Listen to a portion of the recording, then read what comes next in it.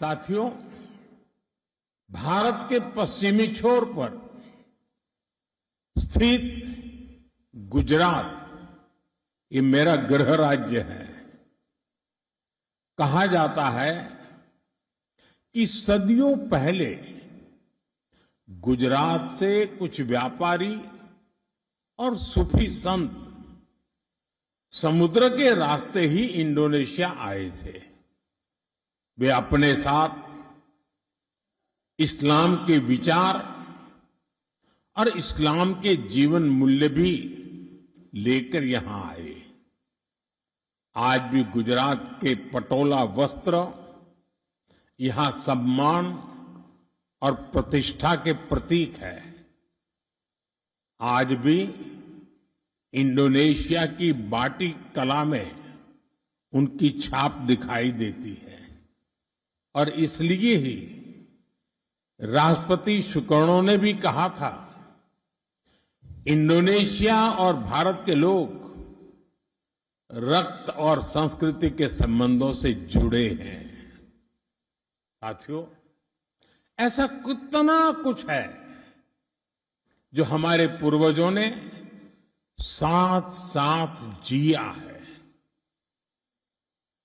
हम लोगों ने लंबे समय तक विदेशी शासन का सामना किया।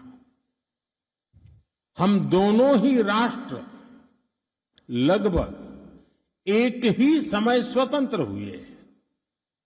इंडोनेशिया 1945 में और भारत 1947 में।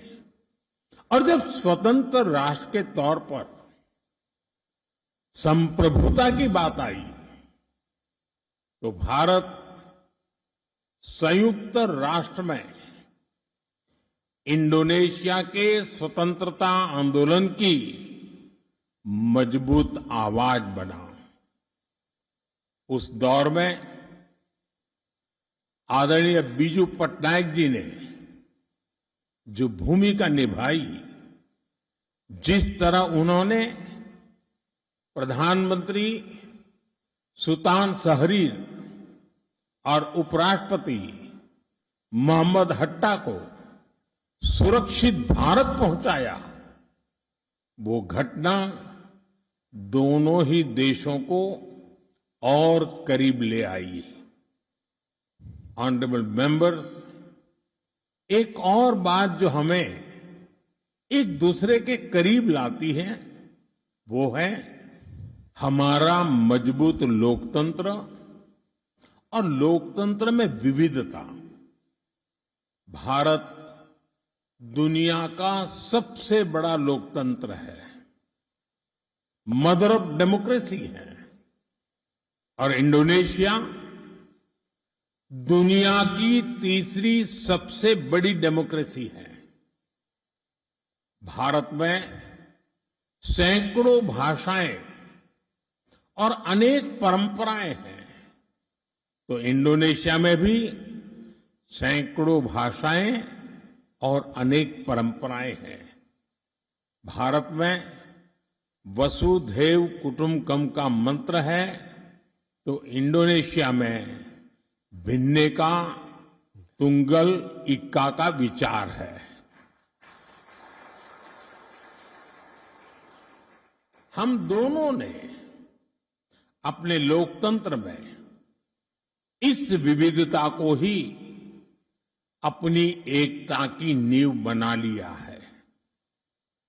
ऑनरेबल मेंबर्स, 1950 में जब भारत ने अपना पहला गणतंत्र दिवस मनाया था, उस समारोह के मुख्य अतिथि भी राष्ट्रपति सुकर्णो ही थे, और जिसका उल्लेख अभी आदरणीय स्पीकर महोदय ने किया।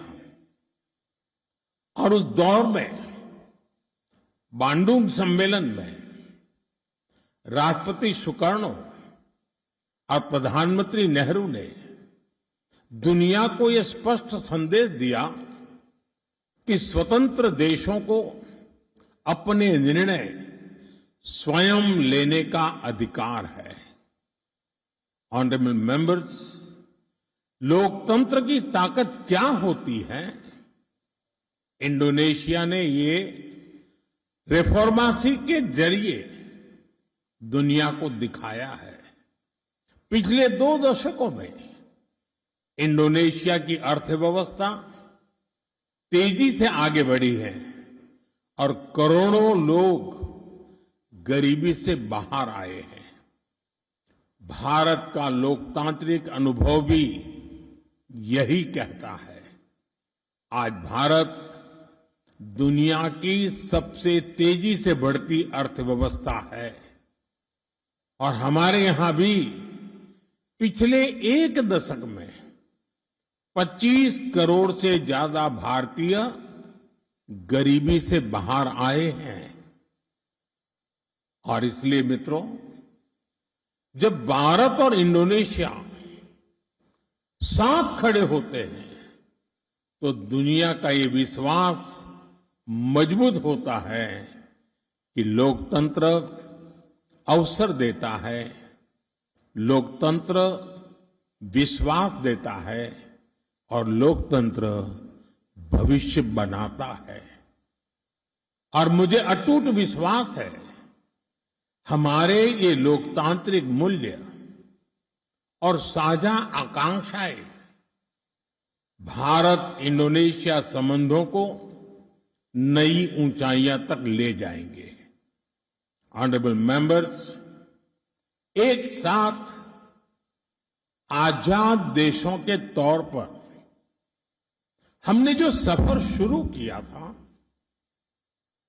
अब उस आजादी के 100 वर्ष भी हम एक साथ पूरे करने जा रहे हैं। यहां इंडोनेशिया में आप एमास 2045 के महत्वाकांक्षी विजन पर चल रहे हैं और भारत में हम विकसित भारत 2047 का संकल्प लेकर आगे बढ़ रहे हैं। अपने इन लक्ष्यों को हासिल करने में हम एक दूसरे के पूरक बन सकते हैं। हम दुनिया की सबसे यूथफुल सोसाइटीज हैं। हम दुनिया की सबसे तेजी से आगे बढ़ रही बड़ी अर्थव्यवस्थाओं में है। हम दोनों मेजर मैरीटाइम पावर्स हैं। हम ग्लोबल साउथ की मजबूत आवाज है। हम प्राचीन सभ्यताएं भी हैं और भविष्य के लिए नेचुरल पार्टनर्स भी हैं। इस यात्रा में हम एक दूसरे के पार्टनर्स भी बने और स्ट्रेंथ भी बने। इसी विजन लेकर को आज राष्ट्रपति प्रभुओं से मेरी विस्तृत चर्चा भी हुई है। हमारे उद्देश्य बहुत स्पष्ट है। भारत और इंडोनेशिया के बीच जो सद्भाव और विश्वास है, हमें उसे अपने नागरिकों के लिए नए अवसरों में बदलना है। पिछले वर्ष दोनों देशों के बीच द्विपक्षीय व्यापार लगभग $25 अरब तक पहुंचा है। भारत की 100 से अधिक कंपनियां इंडोनेशिया में काम कर रही है। निश्चित तौर पर हम साथ मिलकर तेजी से आगे बढ़ रहे हैं, लेकिन आगे अभी और भी असीमित संभावनाएं हमारा इंतजार कर रही है। ऑनरेबल मेंबर्स, फ्यूचरिस्टिक सेक्टर्स में भारत और इंडोनेशिया के बीच अनंत आकाश को छूने का सामर्थ्य है। उदाहरण के तौर पर स्पेस टेक्नोलॉजी। आज पूरी दुनिया स्पेस में भारत की क्षमता का लोहा मान रही है और भारत इसमें इंडोनेशिया को अपना नेचुरल पार्टनर मानता है। बियाक में सैटेलाइट ट्रैकिंग सुविधाएं लंबे समय से भारत के स्पेस प्रोग्राम को सहयोग देती रही है। भारत ने भी इंडोनेशिया के कई सैटेलाइट लॉन्च किए हैं और कैपेसिटी बिल्डिंग में अपना योगदान दिया है। अब इस सहयोग को और आगे ले जाने का समय है। सैटेलाइट एप्लीकेशंस में हम साथ काम कर सकते हैं। भारत इंडोनेशिया में सैटेलाइट लॉन्च सुविधा विकसित करने में भी सहयोग देने के लिए तत्पर है। साथियों, हमारी समृद्ध समुद्री विरासत को सहेजने के लिए हम 5000 साल पुराने पोर्ट सिटी लोथल में नेशनल मैरीटाइम हेरिटेज कॉम्प्लेक्स बना रहे हैं। मैं चाहूंगा कि इंडोनेशिया भी इस प्रोजेक्ट के साथ जुड़े। ऑनरेबल मेंबर्स, आतंकवाद जैसे विषयों पर भारत और इंडोनेशिया दोनों की एक राय रही है। पिछले वर्ष पहलगाम में जब जघन्य आतंकवादी हमला हुआ, इंडोनेशिया तब भारत के साथ मजबूती से खड़ा रहा। मैं इसके लिए राष्ट्रपति प्रभुओं और आप सभी का आभार व्यक्त करता हूं। हमारे दोनों देश काउंटर टेररिज्म पर जॉइंट वर्किंग ग्रुप के माध्यम से साथ काम कर रहे हैं। इंटेलिजेंस, साइबर थ्रेट्स, आतंकी फंडिंग और डी रेडिकलाइजेशन, इन क्षेत्रों में हम और सहयोग बढ़ाकर दुनिया में शांतिवादी ताकतों को मजबूती दे सकते हैं। ऑनरेबल मेंबर्स, आज ग्लोबल ऑर्डर तेजी से बदल रहा है और ऐसे में हम जैसे विकासशील देश समान भागीदारी और अपनी बड़ी भूमिका मांग रहे हैं। इस वैश्विक परिदृश्य में भारत का स्पष्ट मानना है, यूएन सिक्योरिटी काउंसिल में रिफॉर्म को और टाला नहीं जा सकता।